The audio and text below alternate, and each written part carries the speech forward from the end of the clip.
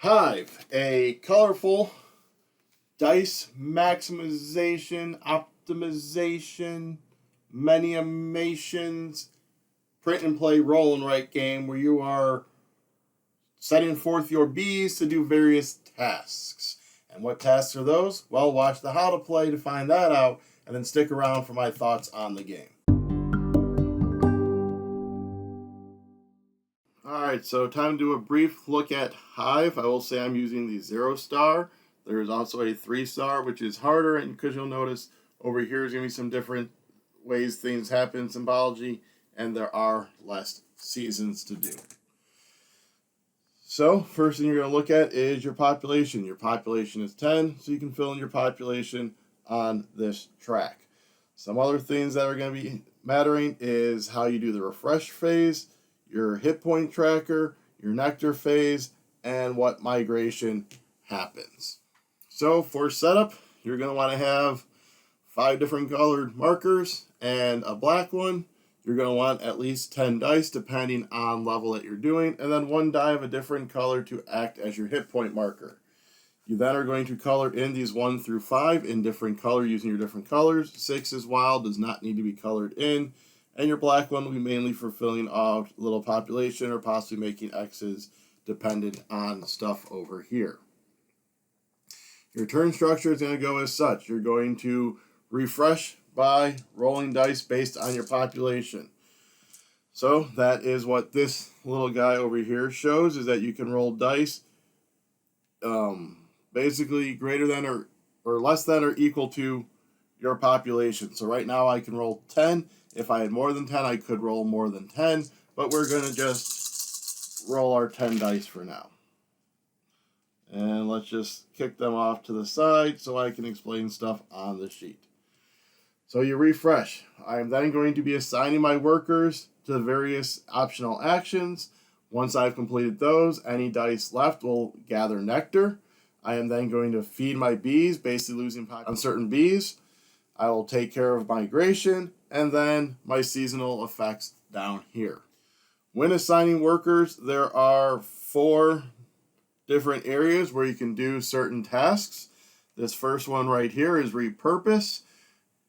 When you put one here, you're going to choose and reroll exactly that many other bees. 6s are wild, so you can activate with any number between 1 and 6 when placed. You cannot put a non-6 bee here. That would make you roll more bees than you presently have. So if I wasn't happy with this, I could always put my 4 here, and grab 4 dice, and re-roll them. The next section is the bakery. You are going to be placing a matching set of bees equal to the bread level you wish to upgrade. So you start at 1, so the first thing you do here is put 2 bees. Again, 6s are wild. So right now I have these sets, so I could go 5 and 5 and put that there.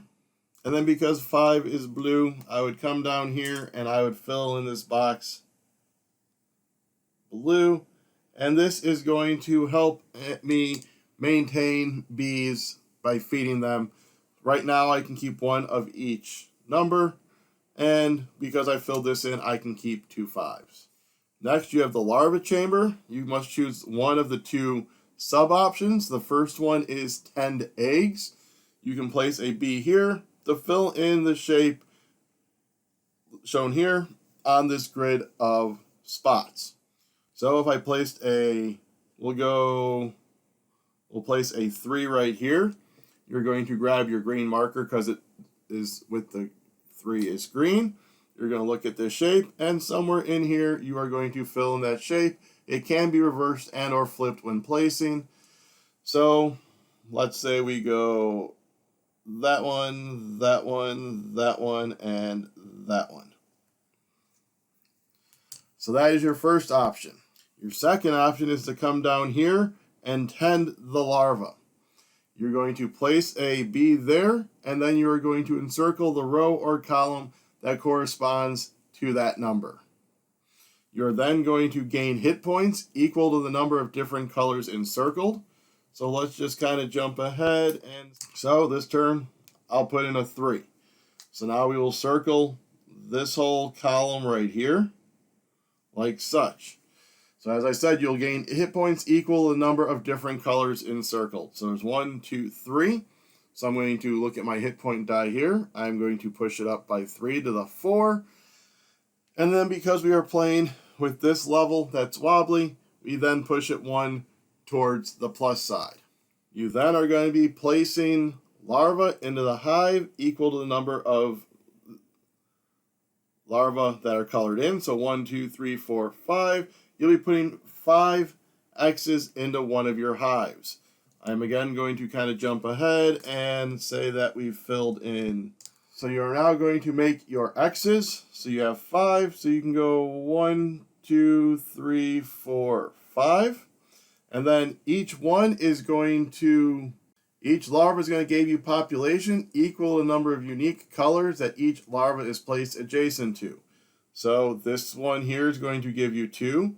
This gives you 2. That's 3. That's 2. That's 2. So that's a really good move. So you have 2, 4, 6, 8, 11. So you'd fill in 11 circles.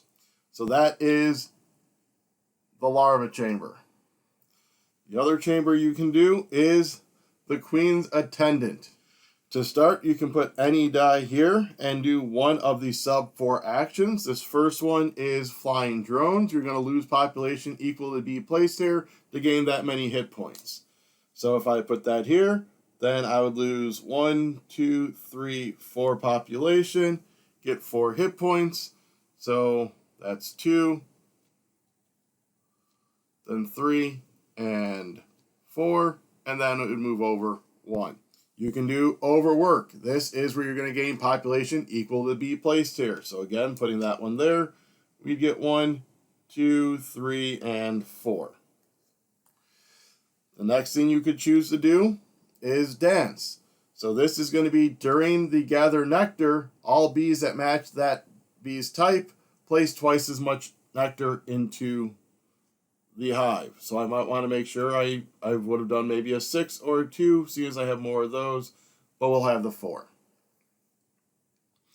Finally, this bottom one is that you immediately add nectar to your active hive equal to twice the amount of the bee placed here's bread level.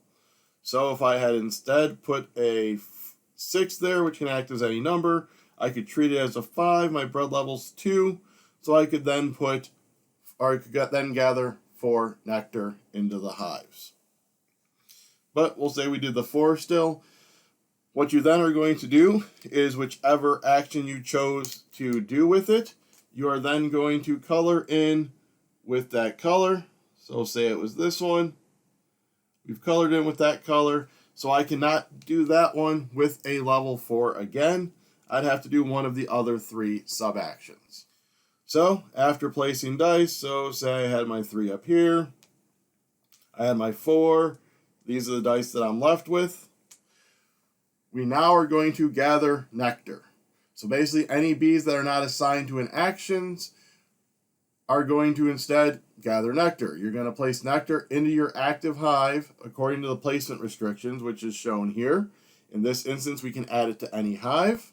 And each bee will place 1 nectar of its color into 1 available hex. So right now we have 2 2s, a 1, a 4, and a couple of 6s. And again, 6s will be wild.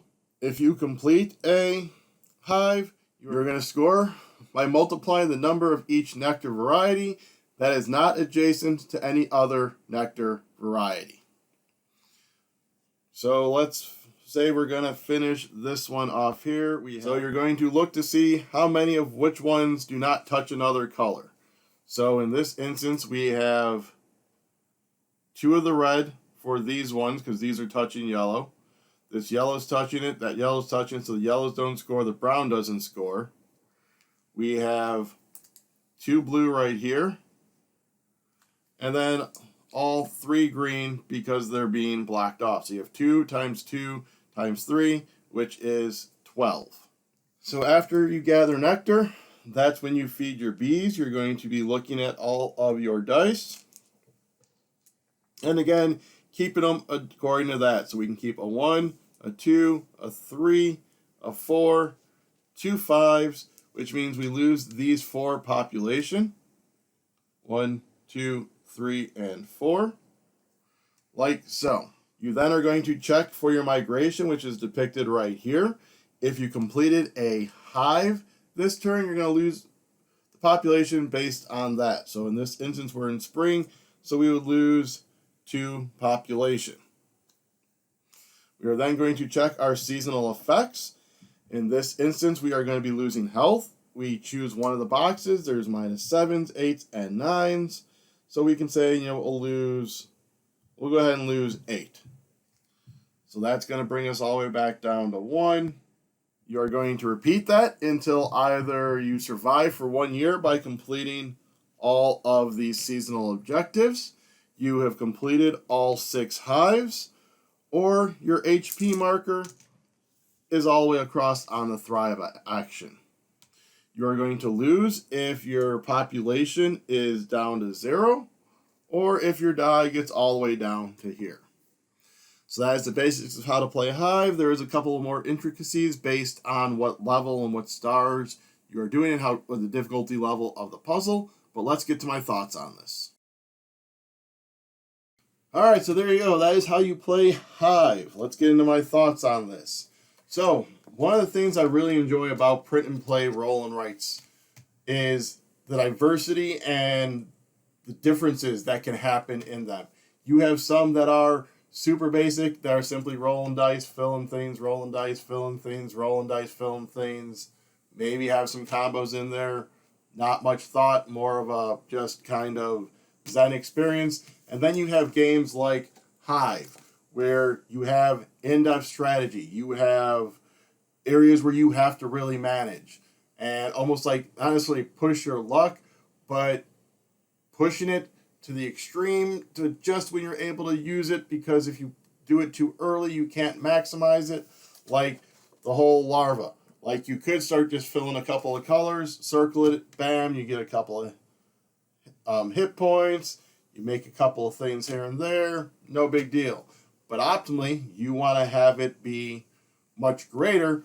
That way you can make more X's in your hives to be able to separate, so you can start scoring bigger points in those nectars.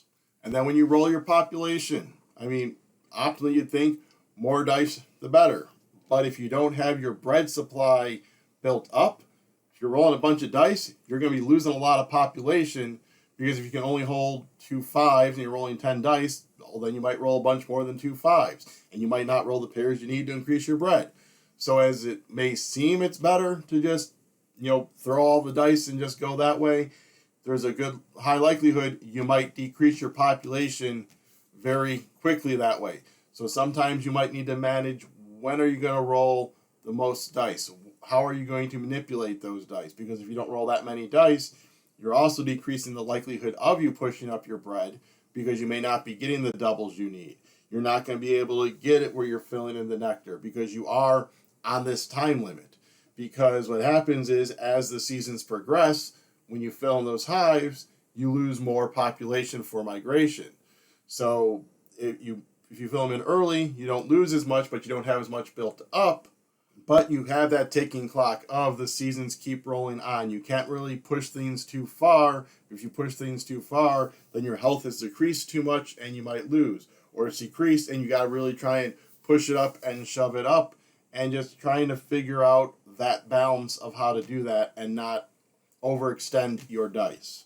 The whole Queen's track down here with all those different abilities. The fact that you can only use each die once down there, so you want to make sure that you use it at the most optimal time, and that you don't use it, I'm just going to use it down there to use it and just get a couple things, because in a future turn, it probably could be better.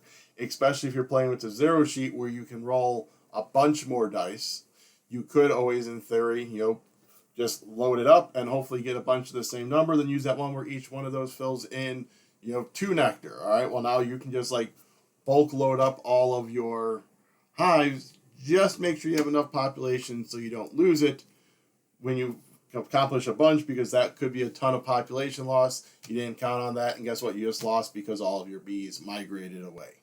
And the fact that they are able to tweak with the difficulty levels just by manipulating your little characteristics in this little box. Everything else is the same, but this little box. So maybe you start with less population. Maybe when you move your die, it only moves when you go above or below 1 and 6. Your migration, when they migrate, you lose half your population. So the fact that they can use the same basic principle. So once you know all of the basic rules, cool, then your difficulty just lies into how they just tweak the certain things. How you can fill your hives with nectar. So it opens up so many different possibilities that they can just, we're going to tweak this little bit here, this little bit here, and now it's an even greater and harder puzzle because now you have less to be able to manage. You're having to, roll less dice, so the likelihood of you possibly running out of populations quicker. You have less seasons, so now that timer is even shorter trying to get to that end game. So the decision space that they were able to put into just this one sheet just is very exceptional. And the fact that, at most you may need 10 dice depending on level that you're playing. And then, of course, the one for up there. And then the fact that you assign colors. So there is that color base, so it isn't going to just be this very drab, plain sheet with just the one color. You have this colorful element to it. The roll and writes that do add that color just kind of make for a more satisfying, gratifying experience because it does break up that monotony of, there I am. I just have these little marks, whatever. But by adding that pop of color, if you choose not to laminate it and just use colored pencils or whatever, you have this bright, colorful thing that, hang up on the fridge, display it like everyone does for their artwork. So being able to have that possible display level afterwards as well.